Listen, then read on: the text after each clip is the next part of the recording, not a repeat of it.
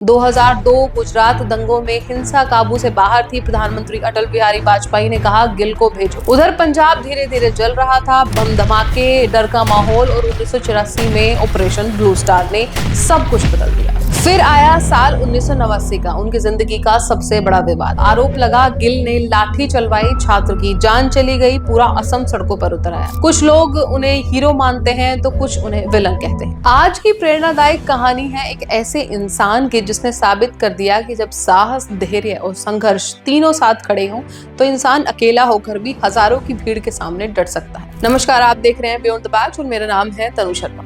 चलिए शुरू करते हैं। आज का किस्सा एक ऐसे सुपर कोप का है जिसे कुछ लोग पंजाब का रक्षक कहते हैं और कुछ लोग बूचर ऑफ पंजाब। ये कहानी है केपीएस गिल की।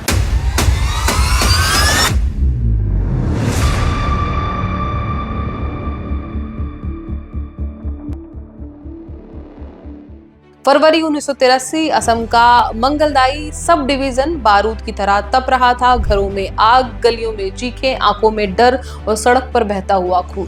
ब्रह्मपुत्र नदी के उस पार बसा ये इलाका जातीय हिंसा से जल रहा था। तभी इसी माहौल में एक सरकारी काफिला धीरे धीरे पुल पर चढ़ रहा था।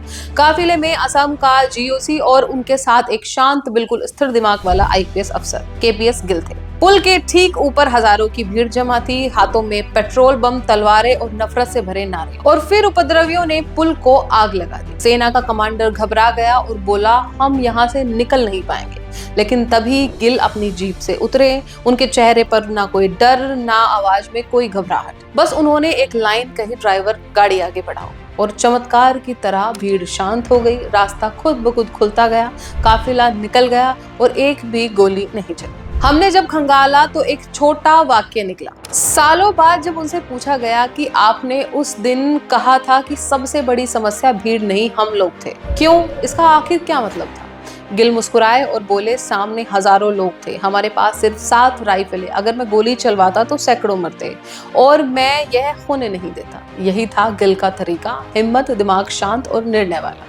लेकिन गिल को सिर्फ इस वजह से याद नहीं किया जाता, कई और वजह भी हैं। कुछ लोग उन्हें हीरो मानते हैं तो कुछ उन्हें विलन कहते हैं और उनकी कहानी यही द्वंद्व लेकर आगे बढ़ती है। साल 1934 लुधियाना का एक आम परिवार, कमरपाल सिंह गिल, बचपन में अंधेरे से डरने वाला लड़का, लेकिन वही लड़का आगे चलकर आतंकवादियों के सामने अकेला खड़ा होने वाला अफसर बन गया। एक दिन जब जलेबी वाले के सामने एक गुंडा एक बुजुर्ग को पीट रहा था, गिल ने बीच बचाव किया। गुंडा चिल्लाया, तू थानेदार है क्या? गिल के मुंह से निकल गया, जी हाँ। और उस दिन से जैसे रास्ता तय हो गया। 1958 यूपीएससी पास, आईपीएस बने। पहली पोस्टिंग तिनसुकिया। पहले दिन 5 रुपए की अवैध वसूली रोकनी पड़ी और गिल को समझ आया, भारत सिर्फ कानून से नहीं, हिम्मत से चलता है। असम में उस वक्त अवैध घुसपैठ चरम पर थी। गिल के हजारों घुसपैठियों को सीमा पार भेजा। इसके बाद पूर्वी पाकिस्तान में बदले की हिंसा भड़की। फिर असम में उनके जवाब में और हिंसा को इस आग में जलते माहौल के बीच गिल ट्रॉली में अनाज भरकर उन गांवों तक ले जाते रहे जहां मुसलमान परिवार बदले में निशाने पर थे। कहते हैं, हिंसा को हिंसा से नहीं रोका जाता। फिर आया साल 1989 का, उनकी जिंदगी का सबसे बड़ा विवाद। असम आंदोलन के दौरान छात्र नेता खरगेश्वर तलुकदार की मौत। आरोप लगा, गिल ने लाठी चलवाई, छात्र की जान चली गई, पूरा असम सड़कों पर उतर आया। गिल पर एफआईआर हुई, लेकिन सबूत न मिलने पर वे बरी हुए। लेकिन यह दाग उनसे कभी नहीं छूटा। उधर पंजाब धीरे धीरे जल रहा था। भिंडरावाला हत्याएं, बम धमाके, डर का माहौल और 1984 में ऑपरेशन ब्लू स्टार ने सब कुछ बदल दिया। लोग पुलिस पर भरोसा खो चुके थे, थाने खाली पड़े थे, कानून की जगह आतंक का राज था। ऐसे में पंजाब को एक ऐसे अफसर की जरूरत थी जो सिर्फ डंडा न चलाए बल्कि सिस्टम को जड़ से खड़ा करे। यही एंट्री होती है केपीएस गिल की। उन्होंने पंजाब पहुंचते ही सबसे पहले पुलिस का मनोबल बढ़ाया। अफसरों को कहा, संविधान हमारे पीछे है, डर के नहीं, कानून के साथ चलो। गिल ने सीआरपीएफ को पंजाब पुलिस को जोड़ा। नए हथियार, नई रणनीति, इंटेलिजेंस और फिर हर वारदात पर त्वरित कार्रवाई। लेकिन राजनीति ने सब गड़बड़ कर दिया। एक फैसले में 6000 संदिग्धों को रिहा कर दिया गया और पंजाब फिर हिंसा की आग में धंस गया।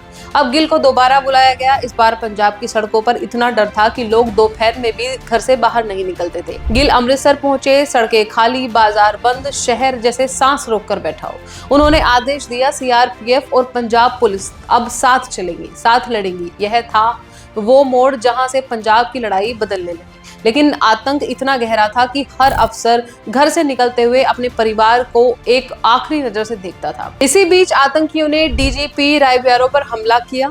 देश हिल गया और दिल्ली ने कहा गिल को पूरा अधिकार दिया जाए। फिर शुरू हुआ पंजाब का सबसे बड़ा काउंटर इमरजेंसी ऑपरेशन।